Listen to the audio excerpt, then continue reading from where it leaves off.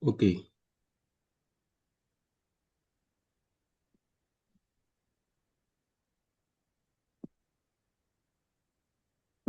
Les zones qui seront noires seront des zones H4.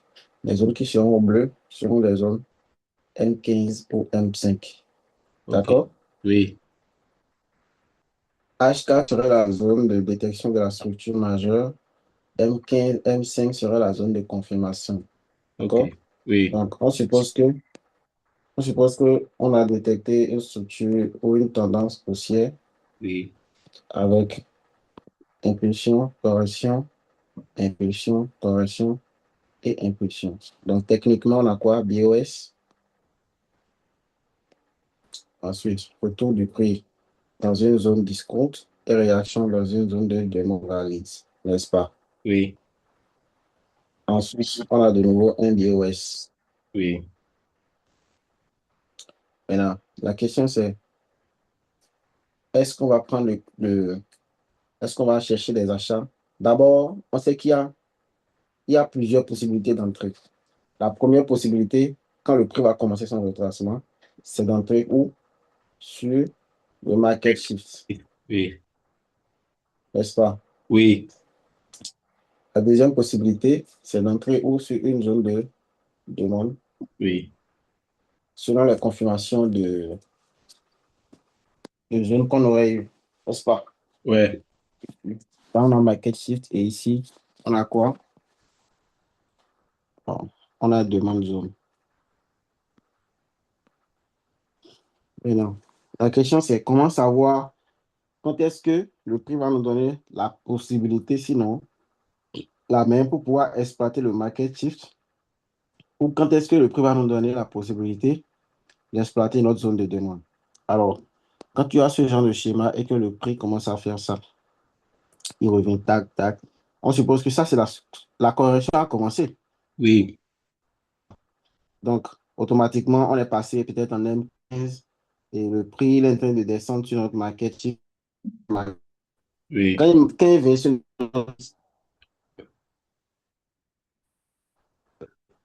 la confirmation, Ouais. et on a vu, voilà, et on a vu les conditions d'entrée sur market shift. On a exploité un market shift, c'est-à-dire quoi? Quel type de observer pour pouvoir bien exploiter un market shift. Oui. Et la première confirmation, c'est le changement de caractère ici. Ensuite, on a dit qu'on va identifier des zones de liquidité Oui. qui vont, oui, DKP, c'est ouvert, qui vont ensuite faire quoi? Peut-être nous faire confirmer une zone de demande, toujours dans notre market shift, hein. Ici, je Oui. te rappelle que c'est ouvert, boss. Je te rappelle que ici, c'est notre market shift qui est venu là. Donc, le prix, il a buté sur notre market shift. Ensuite, donne-moi un instant, s'il te plaît. D'accord.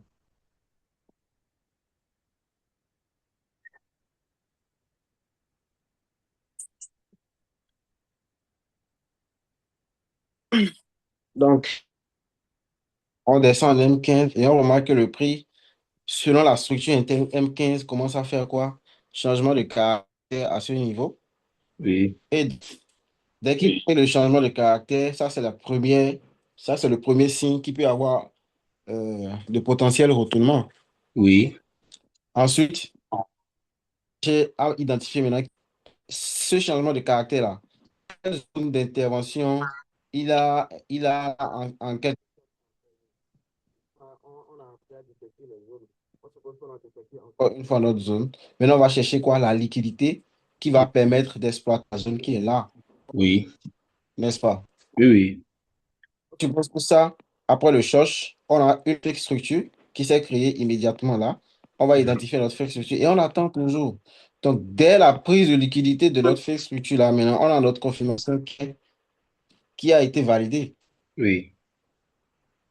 C'est bon? Et donc, ici, cette zone sera notre zone d'exploitation. Donc ici, maintenant, on pourra faire quoi? Notre entrée directe. Bon, ce sera une. Et si on prend en compte la structure H4, ce sera une entrée en confirmation parce que voilà la confirmation qui est là. Oui. Tu vois un peu? Oui. Oui. Et fait, on va placer quoi? Notre entrée ici. Et on va placer quoi? Notre stop loss ici. Ça veut dire Oui. quoi? Si jamais le prix il capte cette zone-là, alors il va venir chercher quoi? Alors il va venir chercher la demande zone qui est Bon. ici. Ça, il y a Ouais. un peu. Voilà. Donc ici, on a utilisé H4. Ensuite, on a identifié notre zone. On est descendu en M15 ou M5. Ça aurait pu être M15 ou M5. La structure aurait été pareille, mais seulement que peut-être en M15, il y a moins de bougies qu'en M5. C'est Tu vrai. vois un peu? Oui, oui. Et donc, à cet effet-là, on aurait cherché une entrée pour faire quoi? Pour exploiter la structure, la nouvelle structure haussière. Et le premier TP serait où? Sur la liquidité du FS qui est là, TP1, Oui. n'est-ce pas? Oui, oui. TP sur le futur BOS qui aurait lieu ici. Oui. Ça, c'est l'order flow, le TP. Tu vois un peu? Oui, oui. Voilà. Est-ce que tu as des questions? Bon, j'ai parfaitement compris ce que vous avez détaillé. Et je ne sais pas si c'est moi, je me perds hein, par rapport à ce que j'avais appris avant. Sinon, avant, ce que j'avais appris, c'est que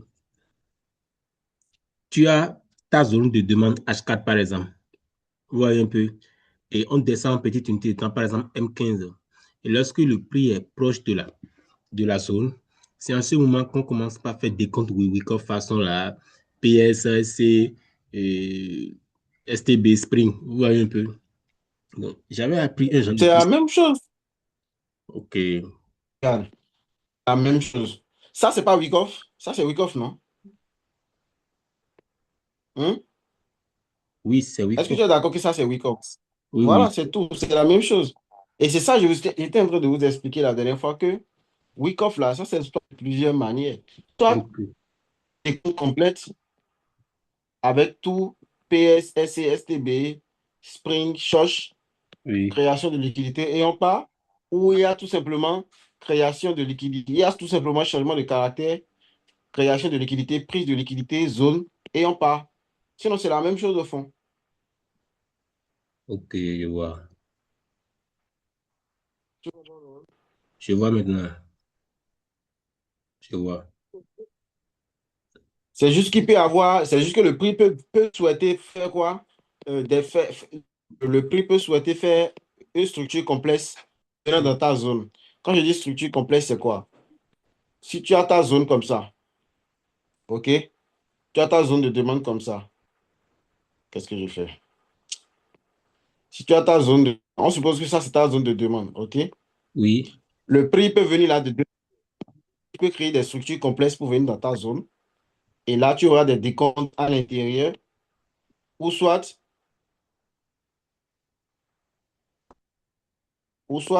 tu as ta zone là. Le prix vient là directement. Oh, et c'est maintenant, quand il va venir là directement, maintenant, tu vas descendre en unité de temps inférieure pour chercher les changements de caractère qui peuvent avoir lieu pour pouvoir exploiter ton marché. Mais n'empêche que c'est la même chose parce que ici, il y a des comptes du coffre. Parce qu'il y a changement de. C'est le schéma classique. Ça, c'est le schéma classique de Wyckoff. Ça, c'est le schéma SMC basique de base. Changement de caractère, création de liquidité, prise de liquidité, on démarre. Maintenant, ici, ça, c'est le niveau avancé avec des comptes PS, SC, STB, Spring. Ça, c'est le niveau avancé. C'est tout. Sinon, à la fin, en fin de compte, on a toujours le choche, la création, prise et on démarre. OK, je Tu vois vois. que c'est toujours le même schéma au fond. C'est vrai. Tu vois? C'est vrai. Maintenant, l'avantage quand tu as un décompte Wyckoff, quand tu as un Oui. décompte Wyckoff complète, c'est que tu n'as pas d'attendre changement de caractère. C'est OK. pourquoi, c'est pourquoi on parle c'est avancé. C'est-à-dire quoi? Quand tu maîtrises le décompte, quand tu as le décompte complet Wyckoff qui tombe, qui coïncide avec ta zone sur le Spring, par exemple, ou sur le STB, à ça de besoin d'un notamment Shosh, tu n'as pas besoin d'attendre le Shosh, plus création de liquidité, fake structure, pour encore identifier une nouvelle zone. Non, tu n'as plus besoin de ça. Dès que tu as OK. ton décompte complet, je vous disais ça, tu peux automatiquement exploiter la zone sur laquelle coïncide le décompte complet. OK, je vois. Je vois. Hein? Oui. Voilà, c'est tout. Maintenant, après ça, on a encore dit que quoi? si le prix vient sur ta zone, soit il fait un changement de caractère et tu l'exploites, c'est-à-dire, soit il fait ce genre de schéma-là, tu l'exploites, soit il fait le schéma, il fait ce schéma, tu l'exploites, soit il fait un schéma d'acquisition de type 2. C'est-à-dire quoi? Tu as le marché qui revient, tu as ta zone là, et tu as le prix qui fait tac, tac, tac. Et par exemple, il n'a pas fait de choche, mais tu sais que tu as bien identifié ta zone et qui fait pas une accue de type 2, qui est quoi? Il remonte sans faire un choche, revient faire un test, crée un BOS, ensuite cliquer, qui vient chercher par la suite pour réagir dans une intervention et il part. Tu vas remarquer que normalement, le choche qu'on devait attendre, c'est ici, Voilà. n'est-ce pas? Oui. C'est une autre structure complexe avec des créations de liquidité. Parce qu'on a dit que la liquidité, c'est ce qui fait bouger le prix. Maintenant, s'il vient faire un test à ce niveau et qu'il fait un BOS en interne et que la liquidité fait structure, prise de liquidité et réagit dans une zone, donc, par défaut, toi, tu peux chercher ton entrée. Tu peux chercher ton entrée sur la nouvelle zone qui a eu ici, là. Tu cherches ton entrée là, passe ton SL ou sous la nouvelle zone qui a été confirmée. OK. Oui, Est-ce que tu vois? oui. Le truc, c'est que quand on a vu ça, tu n'as pas appliqué. Voilà pourquoi ça tombe. Si tu avais appliqué directement, ça n'avait pas. Si tu avais ne serait-ce que faire le schéma, parce que ces mêmes schémas-là, je les avais déjà fait avant. Justement, c'est vrai. Maintenant, et le premier schéma que vous avez fait tout à l'heure là, Oui. euh, lorsque vous Quel? avez, le premier schéma que vous avez fait au début du Zoom, lorsque, Ceci? oui, oui, et le prix a agi sur le marketif là, voilà. Ok. Euh, oui, c'est ça là. Après le BOS Oui, majeur là, dis-moi. voilà, après le BOS majeur, et on a descendu en unité de temps, en M15, et on a remarqué que le prix a commencé par retracer depuis M15 jusqu'à descendre dans notre market chiffre. Voyons un peu maintenant, et ce retracement que le marché est en train de faire en M15 pour descendre sur notre market chiffre là, est-ce qu'on peut utiliser ce décompte-là? Ça dépend. Bien sûr qu'on peut l'utiliser. Si par exemple, attends, je refais le schéma ici. Si par exemple, si je vais prendre une petite portion de la structure là, si par exemple tu as ça, ça, ça et ça, et que tu as ton market shift là, ok? Si par exemple le prix commence, si on suppose que ça c'est H4, hein, Oui, ok? Ah oui. oui, Ça et ça. Donc ça c'est H4. oui, Maintenant, tu as ton market shift là, et que après avoir fini la structure H4, tu as détecté un mouvement de retracement qui s'est mis en place, et qu'en M15 ou bien en M5, tu as le prix qui fait ça. Et il fait ça. Et il fait ça. On est d'accord que ça, c'est la structure. Hmm? oui, Non. De toute façon, tu as répondu là, c'est. Je reprends. On a eu quoi? On a eu notre BOS ici, non? oui. Reste OK. majeur. Le prix, il fait ça, il fait ça, il fait ça et il fait ça. Ça, c'est notre structure M15, M5, non? Oui, oui, voilà. Là, on a notre market shift. Quand tu vas étudier la structure, qu'est-ce que tu remarques? Tu remarques que d'abord, il a encore fait un quoi? Fake structure ici, Oui, en haut là, oui. avant de prendre ça, ou bien. Oui, Et il revient, il teste, et il vient prendre ça. Alors, il y a des comptes en interne. oui, C'est une structure baissière de oui, correction. Mais on remarque qu'il y a. Donc, on a des comptes. Donc, on a PS, SC, STV, n'est-ce pas? oui, Ça que je suis en train de tracer là. Ça qui est tracé là, Oui. qui est encore ici, non?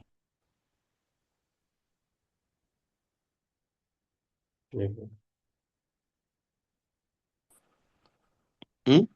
Oui. Alors, cette structure de retracement qu'il y a ici, là, c'est la même structure que ici, le prix a fait une prise de liquidité en interne avant de revenir dans notre market shift. Donc, automatiquement, on peut détecter qu'il y a et la seule différence, c'est que ici, il n'y a pas de liquidité. Ici, il n'y a pas de liquidité. Donc, ici, il y a des comptes PSL, ST. Et donc, quand il coïncide dans notre market shift, on a besoin d'attendre la confirmation Ok. pour pouvoir entrer.